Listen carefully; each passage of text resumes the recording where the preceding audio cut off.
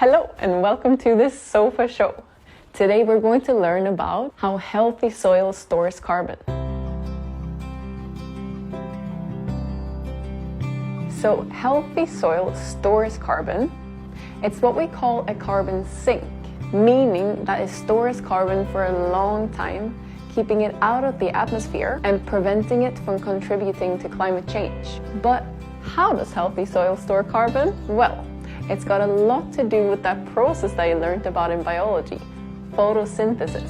So if you remember, plants first convert the carbon dioxide in the air into sugar using energy from the sun. But what do they do with that sugar? Well, they use some of it to grow, but when soil is healthy, the plants don't just keep all the sugar to themselves. They're not that stingy. They actually share it with all the other life in the soil, the bacteria and the fungi, in return for nutrients and access to water. This is pretty cool, right? Then, thanks to the sugar, the fungi and bacteria grow, and that carbon gets stored long, far down underground. So basically, plants and other soil life work together to take carbon out of our atmosphere and store it in the ground, which is massively helpful in reducing global carbon emissions. But in unhealthy soil, the bacteria and fungi are not there, so there's no exchange of nutrient and sugar, and that means that there's no carbon sink.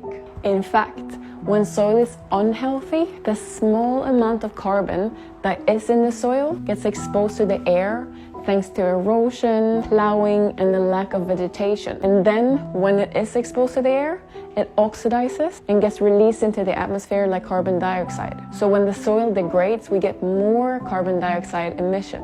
But when we rejuvenate the soil, we absorb carbon dioxide emissions. Now you must be wondering how much carbon dioxide can be absorbed by the rejuvenating soil. Now there have been some different studies on this. Some studies say that rejuvenating soil can absorb all our current annual emissions.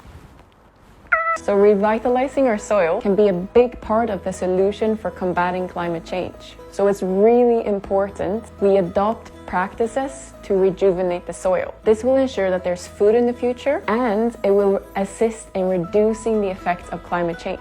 So guys, the future of this beautiful, magical, wonderful planet depends on us. Let's save the soil.